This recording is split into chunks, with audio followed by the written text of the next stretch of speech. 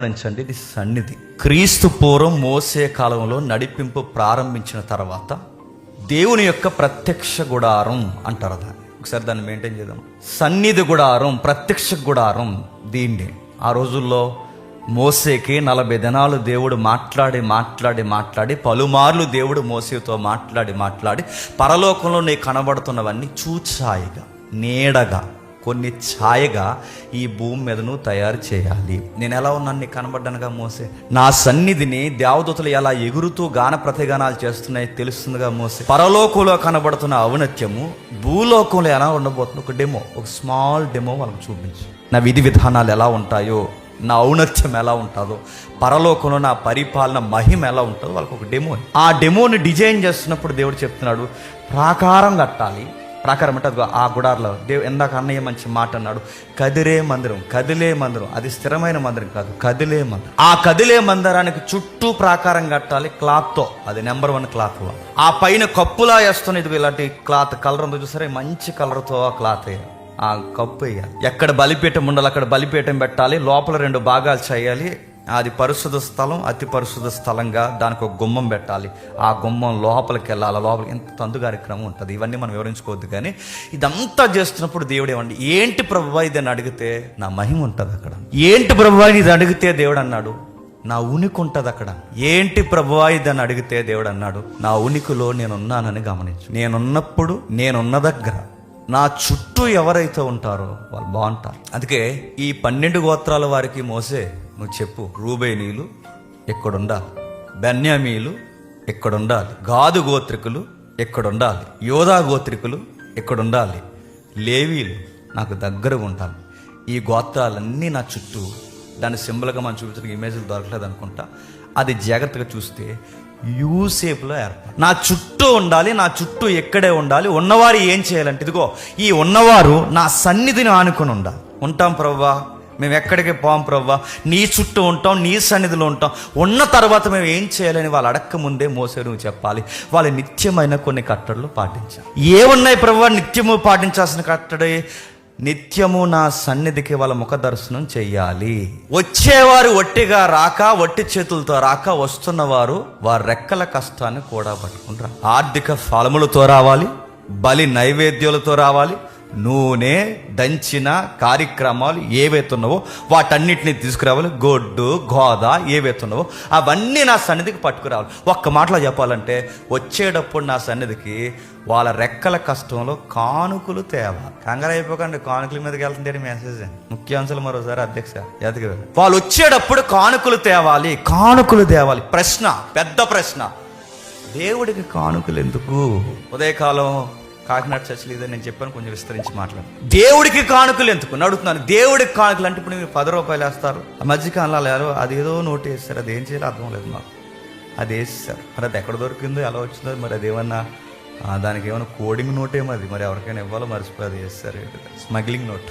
దేవుడు వారిని క్షమించడం కాదు, ఆ స్మగ్లింగ్ నుంచి విడిపించడం కాదు. ఒకవేళ తప్పు అయితే మమ్మల్ని దేవుడు క్షమించడం. రకరకాల అంటున్నాను. ఈ ఇండియాలో ఒక కరెన్సీ ఉంది, అమెరికాలో ఒక కరెన్సీ ఉంది. నేను అడుగుతున్నాను, మనకి గల్ఫ్ ఏరియాకి పోతే అక్కడ ఒక కరెన్సీ ఉంది. డాలర్ ఉంది, రూపాయి ఉంది, అక్కడ పోతే దేనార్ ఉంది. ఒక్కొక్క ఏరియాలో ఒక కరెన్సీ ఉంది. అనేక ప్రాంతాల్లో ఉన్న మనుషులు దేవుడికి కానుకిస్తే పరలోకంలో డాలర్ మారుతుందా, రూపీస్ మారుతుందా, దేనార్ మారుతుందా? ఏ కరెన్సీ పరలోకంలో మారుతుంది? అసలు పరలోకంలో డబ్బులు మారుతాయా? పరలోకంలో బ్యాంకులు ఉంటాయా? అయినా దేవుడికి డబ్బులు ఏంటి? దేవుడికే డబ్బులు ఇవ్వాల్సి వస్తే ఆ ప్రింటింగ్ మిషన్ ఎక్కడ తెస్తాం? దేవుడికి డబ్బులు ఇవ్వడం ఏంటి? దేవుడికి కానుకలు ఇవ్వడం ఏంటి? దేవుడికి బంగారం ఇద్దామంటే బైబిల్లో దేవుడు అన్నాడు, నా రోడ్లే బంగారం రా. దేవుడికి కరెన్సీ ఇద్దామంటే దేవుడు అన్నాడు, నా కరెన్సీ నీ సిత్తుకాయితాలు నాకెందుకు? మరి కానుకలు తెమ్మన్నావుగా. పెద్ద ప్రశ్న అడుగుతున్నాడు. ఆయన కానుకలు ఎందుకు? ఆయన ఏం చేసుకుంటాడు? ఆయన ఖర్చు పెట్టుకుంటాడా? సంక్రాంతి వస్తుంది ప్రభు, మరి ఏమైనా ఖర్చుకుంటాయి చెప్పండి. వండించుకంటే దేవుడికి అది నవ్వడానికి ఎంత విడ్డూరంగా ఉందని నవ్వడానికి. సంక్రాంతి ఖర్చులు ఉంటాయని దేవుడికి ఎత్తే ఎలా ఉంటుందండి? దేవుడికి డబ్బులు ఎందుకు? ఆయన బట్టలు కొనుక్కుంటాడా? ఆయనకి రైమండ్ సూట్లు వేసుకుంటాడా? ఆయన గోల్డ్ కావాలా? ఆయనకి వజ్రాలు కావాలా, వైడూర్యాలు కావాలా, ప్లాటినం కావాలా? ఆయనకి ఏం కావాలి? ఆయనకి డబ్బులు వద్దు. మరి వద్దన్నవాడు ఎందుకు పలుమార్లు నా సన్నిధికి వస్తున్నప్పుడు చుట్టూ గోత్రాల వారు నా చుట్టూ నిలబడండి. నిలబడిన వారు ఏం చేస్తారంటే వచ్చేటప్పుడు బలంగా కానుకలు తిండి. ఇది తెండే, మీరు తేవాలి. ఇది నిత్యమైన కట్టడ. మీ కష్టార్జితంలో 10వ వంతు ఖచ్చితంగా. అది పశువులైన 10వ వంతు తేవాలి, మీరు కష్టపడిన కష్టంలో 10వ వంతు తేవాలి, మీ పంట పొలాల్లో అయినా 10వ వంతు తేవాలి. ప్రతి విషయంలో మీరు తేవాలి. మీరు దంచిన నూనెలో కూడా చెప్పండి 10వ వంతు తేవాలి. చూద్దాం ఒకసారి ఏంటి ఈ మూలాలు ఒకసారి టూకీగా మాట్లాడుకుని మనం ముగిద్దాం.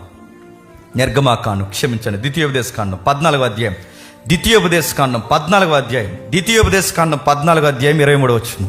నీ దినములన్నిటిలో నీ దేవుడైన యెహోవాకు నీవు భయము నేర్చుకున్నట్లు నీ దేవుడైన యెహోవా తన నామమునకు నివాస స్థానముగా ఏర్పరచుకున్న స్థలమున ఆయన సన్నిధిని నీ పంటలో, నీ ద్రాక్షరసంలో, నీ నూనెలో 10వ వంతు తేవలను. నీ పశువుల్లో గాని గొర్రె మేకల్లో గాని తొలుచూలు వాటిని తెచ్చి తినవలెను. జాగ్రత్తగా వినాలి. దేవుడు కొన్ని ఆజ్ఞలు పెట్టాడట. ఆజ్ఞల్లో ఒక ఆజ్ఞ ఏంటంటే మీరు ఎక్కడికి దూరంగా పోకూడదు, నా సన్నిధికి దగ్గరకు ఉండాలి, నా సన్నిధికి దగ్గరకు ఉండాలి, నా సన్నిధికి రావాలి. వచ్చేటప్పుడు మీరు ఒట్టిగా వచ్చాక మీరు ఒట్టి చేతులతో కాక గట్టి చేతులతో మీరు కానుకలు పట్టుకొని రావాలి. ఆ కానుకల్లో ఏం తేవాలో చెప్తున్నాడు చూడండి. మీ పంటలోని తేవాలి, మీ ద్రాక్షరసంలో తేవాలి, మీ నూనెలో తేవాలి, మీ పశువుల్లో తేవాలి, మీ గొర్రెల్లో తేవాలి, మీ తొలి సంతానంగా ఉన్న ప్రతి పశువుల మందలో ప్రతి దాన్ని తేవాలి. తెచ్చిన వారు ఏం చేయాలి ప్రభు అంటే తెండి. ఎందుకు తేవాలి ప్రభు అంటే మళ్ళీ ప్రశ్న అడుగుతాను, ఎందుకు తేవాలి? నీ సన్నిధికి మేము ఎందుకు తేవాలంటే ఇది నా కమాండ్, మీరు పాటించాలి. నీ కమాండ్స్ ఎందుకు పాటించాలంటే ఆ వచనంలో ఉంది చూడండి. నీ దినములన్నిటిలో నీ దేవుడైన యెహోవాకు నువ్వు భయము నేర్చుకున్నట్లు. ఏం నేర్చుకోవాలట చెప్పండి? భయపడకుండా నేర్చుకోవాలట. నీ సన్నిధిని నేను భయం నేర్చుకోవాలి. నీ సన్నిధి నేను భయం నేర్చుకుంటున్నాను, నీ సన్నిధిని నేను భయపడుతున్నాను, నీకు నేను భయపడుతున్నాను, నీకు నేను లోబడుతున్నాను, నీ మాట వింటున్నాను, నీవు నీ దక్షిణాక్షం చేత నన్ను ఆశీర్వదించు, నేను నీకు భయపడి బతుకుతున్నాను, నా పిల్ల పాపలతో, నా కుటుంబ సమేతంగా, నా కష్టార్జితంలో నీకు భయపడుతున్నానని దేవుడికి చూపించుకునేది. అంటే ఆయన కనుపరుచుకునేది ఏంటి చెప్పనా? కానుకలు దేని. ఇప్పుడు చెప్పండి, నేను నీకు భయపడుతున్నానని దేవుడికి చూపించుకునే కార్యక్రమం ఏంటి చెప్పండి? ఆయన చెప్పిన దాన్ని పాటించను, ఆజ్ఞ పాటించను. ఆజ్ఞలో ఒక ఆజ్ఞ ఏంటంటే నా కానుకలు దేవుని తేవడం. అంటే నేను నేర్చుకుంటున్నాను, ఎవడో నేర్చుకుంటున్నాను. ఎందుకు ఇస్తున్నానంటే ఆయనకు భయపడుతున్నాను. ఎందుకు భయపడాలి? ఆయన చెప్పాడు కనుక చెయ్యాలి, దేవుడు చెప్పాడు కనుక చెయ్యాలి. ఆ చెప్పిన దాన్ని నేను ఎందుకు చేస్తానంటే నేను నీకు భయపడడం నేను నేర్చుకుంటున్నానని చెప్పడానికి నేను చెయ్యాలంటే నా ప్రేమను నేను కనపరుస్తున్నాను, నా భయాన్ని నేను కనపరుస్తున్నాను.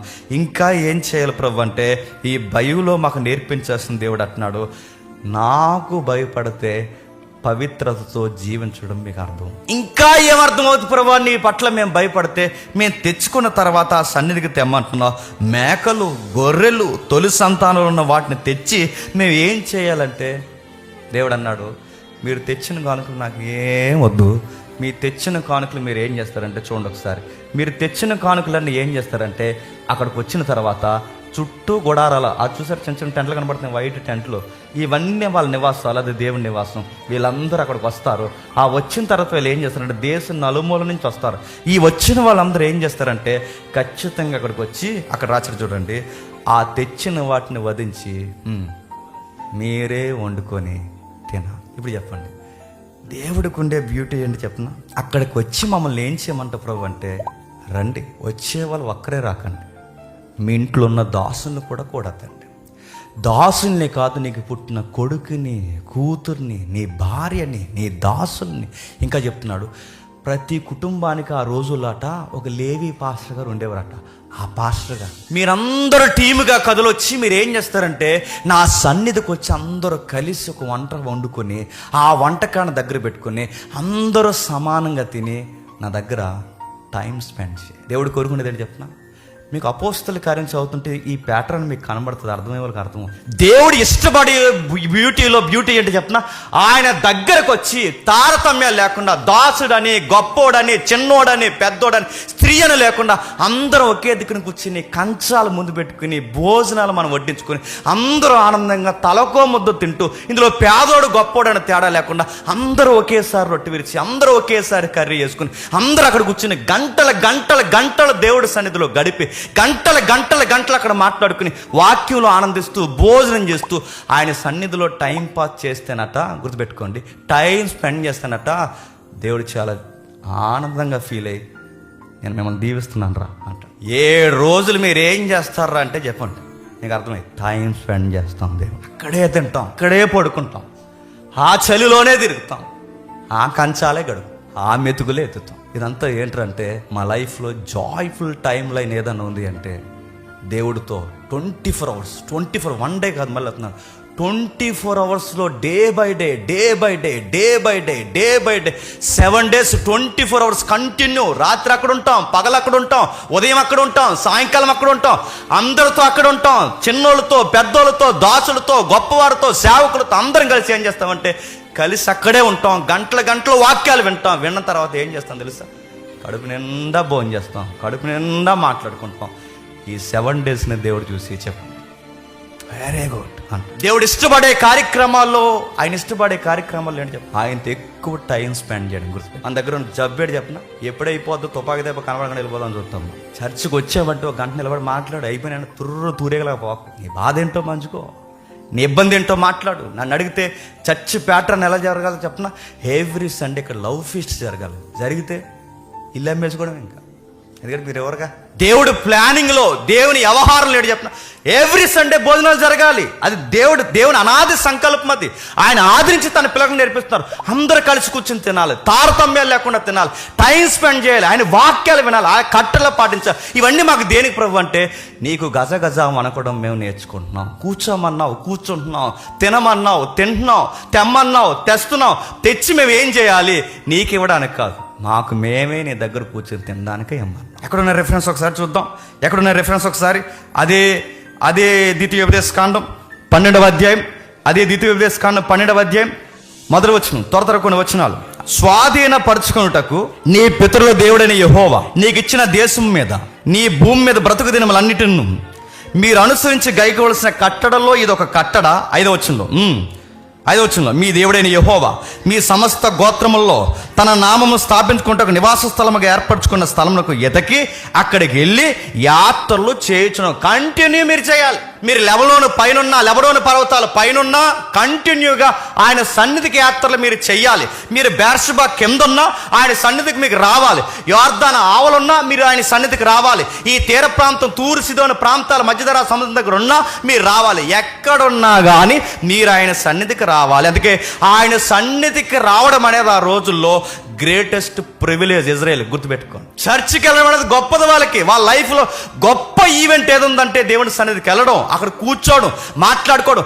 అలా వెళుతున్నప్పుడట దేవుని సన్నిధికి వెళుతున్నామని చెప్పి ఆ వెళుతున్నప్పుడే పాటలు పాడుకుంటూ వచ్చేవారట. ఆ పాటలే బైబిల్లో ఉంటాయి. యాత్ర కీర్తన. మేము దేవుని సన్నిధికి వెళ్తున్నామోయ్, దేవుని సన్నిధి మేము ఆనందిస్తామోయ్, దేవుడు మా కుటుంబాన్ని ఆశీర్వదిస్తాడు, మా పిల్లల్ని ఆశీర్వదిస్తాడు, మా భవిష్యత్తును ఆశీర్వదిస్తాడు, మా ఆరోగ్యాలు, మా పిండి పిసుకు తొట్టే, మా గుడారంలోకి ఏ తెగులు రాకుండా దేవుడు మనల్ని కాపాడుతాడు, మా పంటలు బాగుంటాయి, మా సంతానం బాగుంటుంది, మా అధికారులు బాగుంటారు, మా దేశం బాగుంటుంది. ఎందుకు బాగుంటుంది అంటే మేము దేవుని సన్నిధికి వెళుతున్నామో అని పాడుకుంటూ వచ్చేవారు. అందుకే వాటిని యాత్ర కీర్తనలు అన్నారు. సొలొమోను కాలం వచ్చేసరికి బాగా వినండి, యాత్ర కీర్తన ముమ్మరం అయిపోయి వచ్చి వాళ్ళు ఏం చేశారు? బలులు తెచ్చారు, మొక్కుబడులు తెచ్చారు, నైవేద్యాలు తెచ్చారు, ప్రతిష్టలు తెచ్చారు, స్వేచ్ఛార్పణలు తెచ్చారు, పాప పరిహారతో బలులు తెచ్చారు, 1-2 ప్రాణార్పణలుగా ఎన్నో బలులు తెచ్చారు. ఇన్ని బలులు తెచ్చిన వారిలో దేవుడు అన్నాడు, ఇవి తెచ్చి మమ్మల్ని ఏం చేయమంటా ప్రభు అంటే 7వ వచనం లేదా అంటున్నాడు చూడండి. 7వ వచనంలో ఆ 12వ అధ్యాయంలో, మిమ్మును మీ దేవుడైన యెహోవా మిమ్మల్ని ఆశీర్వదించి మీ కలగజేసిన మీ కుటుంబములను మీ దేవుడైన యెహోవా సన్నిధిని భోజనము చేసి మీ చేతి పనులన్నిటి యందును. ఇప్పుడు చెప్పండి ఏమర్థం అవుతుంది? దేవుడికి కానుకలు ఇవ్వడం అంటే చెప్పినా, నువ్వు బలులు చేస్తున్నావో, నైవేద్యాలు చేస్తున్నావో, బంగారం తెస్తున్నావో, ఏం తెస్తున్నావో తెలియదు, కానీ తెచ్చిన తర్వాత నువ్వు చెయ్యాల్సింది ఆయనకి ఇవ్వడం మాత్రమే కాదు. చెప్పండి, వచ్చి మీరేం చేయాలంటే చెప్పండి, ఆయన సన్నిధిని భోజనము చేసి మీ చేతి పన్ను అన్నిటి యందును సంతోషించాలి. దేవుని సన్నిధిలోకి వచ్చి నీ కష్టాన్ని ఇచ్చి నలుగురు పంచుకొని ఆ నలుగురు కలిసి కూర్చొని భోజనం చేస్తూ దేవుని ఆజ్ఞల కోసం మాట్లాడుకోవడం అంట. బాగా వినండి, మన జీవితాలకి దీవెనకరం అంట. ఇవి నిజంగా పాటించాలా. కొత్త నిబంధన వరకు ఈ కంటెంట్ ఉంది. చాలామంది అంటారు పాత నిబంధన కొట్టేశారు. పాత నిబంధనలు ఏం కొట్టేశారు? పాత నిబంధనలో కల్చరల్ ఈవెంట్స్ కొట్టేసాడు, వాళ్ళ కల్చర్కి సంబంధించింది. కానీ మారల్స్ కొట్టలేదు ఆయన. అవి కంటిన్యూ అవుతాయి, ఎప్పటికే అవుతాయి. సంఘము భూమి మీద ఉన్నంత వరకు అవుతాయి. వచ్చి ఏం చేయాలి ఇంకా చెప్తున్నాడు చూడండి. అదే ద్వితీయోపదేశకాండము 14వ అధ్యాయం 26వ వచనం, 14:26 నీ దేవుడైన యెహోవా సన్నిధిని భోజనం చేసి నీవును నీ ఇంటి వారును నీ ఇంటి నుండి లేవీయులను సంతోషించవాలని. ఇప్పుడు చెప్పండి, ప్రతిసారి రిపీట్ అవుతున్న పదం ఏంటి చెప్పండి? భోజనం చేయండి. ప్రతిసారి రిపీట్ అవుతున్న పదం ఏంటి చెప్పండి? నీ ఇంట్లో ఉన్న ప్రతి కుటుంబ సభ్యుని తీసుకురావాలండి. ఇంకా గమ్మత్తైన పాయింట్ ఏంటంటే, మీ పాస్టర్ గారు ఉంటారు, మీ స్థానిక పాస్టర్ గారు, ఆయన కూడా ఆ పాస్టర్ గారికి పరిచర్లు ఎవరు ఏమెవరు, ఆయన కూడా భోజనానికి పిలవ. నీ చుట్టూ దాసులు ఉంటారే, వారిని కూడా పిలవండి. పిలిచి ఏం చేయాలి? ఇదే 12వ ఏమంటున్నాడు చూడండి, త్వర కొన్ని మాటలు 12వ మీరు మీ కుమారులను మీ కుమార్తెలను మీ దాసులను అంటే ఎందుకు పదం అంటున్నాడు? ఒకప్పుడు మీరును దాసులు. ఐగుప్తులో మీరు అన్నానికి ఏడ్చారు, ఐగుప్తిలో నీడకి ఏడ్చారు, ఐగుప్తిలో నీళ్ళకి ఏడ్చారు, ఐగుప్తిలో ఆరోగ్యం లేక ఏడ్చారు, వసతులు లేక ఏడ్చారు. ఒకప్పుడు మీరు బానిసలు, ఇప్పుడు మీ దగ్గర కూడా కొంతమంది బానిసలు. ఆ రోజు మిమ్మల్ని విడిపించాను, కడుపు నిండా మీకు అన్నం పెట్టాను. మీరు నా సన్నిధి దగ్గరకు వచ్చినప్పుడు మీ గుప్పెళ్ళను నేను నింపేశాను. ఇప్పుడు మీ దగ్గర కొంతమంది దాసులు ఉన్నారు. మళ్ళీ మీరు సన్నిధికి వస్తున్నప్పుడు మీ చుట్టూ ఉన్న దాసులను కూడా మీరు చెప్పండి, వాళ్ళ భోజనం చేత వాళ్ళ కడుపులు మీరు నింపాలి. బలిలు ఎందుకు ప్రభువా నువ్వు డైరెక్ట్ అడిగితే దేవుడు అన్నాడు, ఆ భోజనం లేనుడికి ఇప్పుడు మెతుకులేదు అనకరా అని చెప్పి. నైవేద్యాలు ఎందుకు ప్రభువా అని అడిగితే దేవుడు అన్నాడు, ఆ 24 hours సేవ నా నామం పట్టుకుని తిరుగుతున్నాడే ఆ లేవి పాస్టర్, ఆ సేవలో ఉన్న వాడికి కనీసం దాచుకోవడం కానీ ఏమి లేక నేనే స్వాస్యమని తిరుగుతున్నాడే, అలాంటి వ్యక్తిని సంతోషంగా గుర్తుపెట్టి గుప్పడి మెతుకులు ప్రేమ మీద పెడతావనరా. ఏం ప్లాన్ చేస్తావు ప్రభువా పాత నిబంధన నుంచి అంటే? అందరూ సమానమని ప్లాన్ చేస్తాను. ఫంక్షన్లు ఎందుకు చేసుకోవాలి చెప్పనా? నేను మంచి బట్టలు వేసుకుని తక్కువ బట్టలు వేసుకుని ఎక్కిరించడానికి కార్యక్రమాలు ఎందుకు చేసుకోవాలంటే, అందరం కలిసి కూర్చొని సమానంగా సంతోషం, కడుపు నిండా అందరం ఒకే రకం భోజనం చేసి మనం అందరం ఎప్పటికీ ఎలా ఉండాలని చాటి చెప్పుకునేదే కార్యక్రమం. కానీ కార్యక్రమంలో ఏదో బిల్డప్లు ఎక్కువైపోతాయి. ఆవులకి వేసుకున్నట్టు ఇలా వేసుకొచ్చేస్తారు, మీద పెట్టేస్తుంటారు లైసెన్స్ బిల్లు, ఇలా గెట్టేస్తారు ఇలా ఇచ్చి వాడు ఏకంగా 4 బట్టలు నిప్పుతాడు ముందుకి, లోపల బల్లెలు కనబడింది అదే మరి వేసుకుని కదా. దాన్ని బయట ఫంక్షన్లు కనబరుచుకుంటాయి, బయట ఫంక్షన్లు ఒకరినొకరు తక్కువ చేసుకుంటాయి, బయట విందు కార్యక్రమాలు ఒకరినొకరిని తక్కువ చేసుకుని ఎద్దేవ చేసుకుంటాయి. కానీ దేవుని ప్రజెన్స్లో జరిగే కార్యక్రమాలు చెప్పండి అందరినీ సమానం చేస్తాయి. కానుక ఇవ్వడం అనేది గుర్తుపెట్టుకోండి, కమిట్మెంట్ లాంటిది.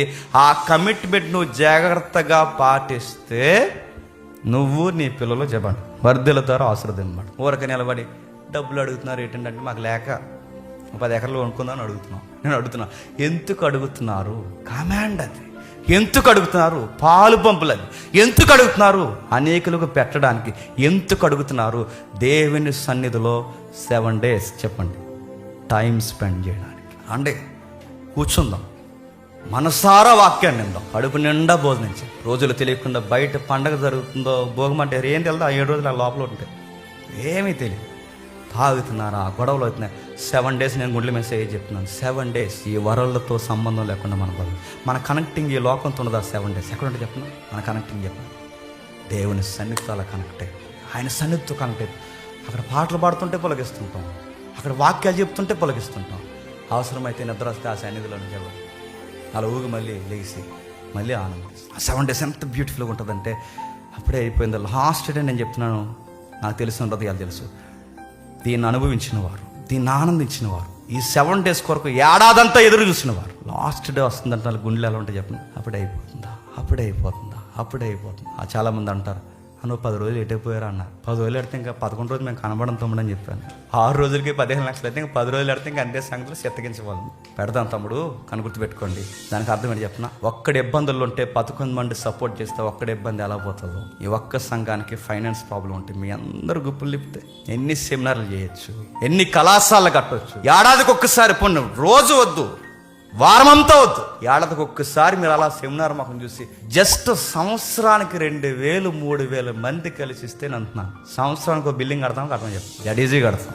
కానీ ఆ 2 ఏళ్ళు ఎత్తున్నప్పుడు కూడా మీకు ఎంత అనుమానాలు. 2 ఏళ్ళు ఏం చేస్తారంటారు కదా, ఏం చేస్తారు? బిర్యానీ తినేత్తరులో ఉంది అందరు కలిసి. మీ 2 ఏళ్ళకి మేము ఏం చేస్తాం చెప్పారు. 2 ఏళ్ళు ఇచ్చి 2,000 సార్లు ఆలోచిస్తావు. 2 ఏళ్ళు నడుతున్నారు. ఒకవేళ నిజంగానే లాజికల్గా నిజంగానే మీ డబ్బులు మేము పాడు చేసాం అనుకోండి, విషయం చెప్పిన, మీ డబ్బులు ఇచ్చిన మీ డబ్బులు మేము పాడు చేసినప్పుడు మేము పాడు అవుతామేమో, కానీ దేవుని సేవనిచ్చి నమ్మిచ్చిన డబ్బుల్ని బట్టి మీ ఫలం ఏమి చెప్పండి అవుతుంది. ఎందుకంటే దేవుని సేవకుడు నమ్మి గిన్నెడు చల్లనీళ్ళు ఇచ్చిన వాడిని చల్లనీళ్ళు తీసుకున్న సేవకుడైనా మర్చిపోతాడేమో కానీ చెప్పండి, ఎవరు మర్చిపోతారు చెప్పండి? అది నువ్వు నమ్మావు, ఇచ్చావు, వాడు ఖర్చు చేయలేదు, వాడు పనిష్మెంట్ అంటాడు, కానీ నీ ఫలం మాత్రం చెప్పు ఎక్కడ పోతుంది? అందుకే దేవునికి ఇచ్చే ముందు వెనక ముందు ఆలోచన. మనిషికి ఇచ్చైనా నష్టపోతామేమో కానీ చెప్పండి, దేవునికి ఇస్తే మళ్ళీ చెప్తున్నాను వడ్డీతో సహాయిస్తాను. ఇప్పుడు మళ్ళీ చెప్తున్నాను, దేవుడికి ఇవ్వడం అంటే ఏంటి? సహోదరులకి ఇవ్వడం. దేవుడికి ఇవ్వడం అంటే ఏంటి? లేవీయులు సేవకులకి ఇవ్వడం. దేవుడికి ఇవ్వడం అంటే ఏంటి? ఆయన పరిచర్యకి ఇవ్వడం. దేవుడికి ఇవ్వడం అంటే ఏంటి? అందరూ కలిసి కూర్చొని చెప్పండి, ప్రేమ విందు పెట్టుకుని ఆయన సన్నిధిలో టైం తెలియకుండా టైం చెప్పండి స్పెండ్ చేయండి. మన కష్టాన్ని ఇద్దాం, అందరూ కుటుంబ సమేతంగా వద్దాం, చిన్నోళ్ళని పెద్దోళ్ళని తీసుకొద్దాం, సుపరిచితమైన దైవజనులు ఎవరైనా ఉంటే తీసుకొద్దాం, కూర్చుందాం. ఆ రెక్కల కష్టంతో చక్కటి ఇందు కార్యక్రమాన్ని ఏర్పాటు చేసుకుందాం. ఆత్మీయ ఆహారాన్ని పైనుంచి విందాం, మంచి ఆహారాన్ని పొందుదాం. దేవునితో టైం తెలియకుండా టైంని స్పెండ్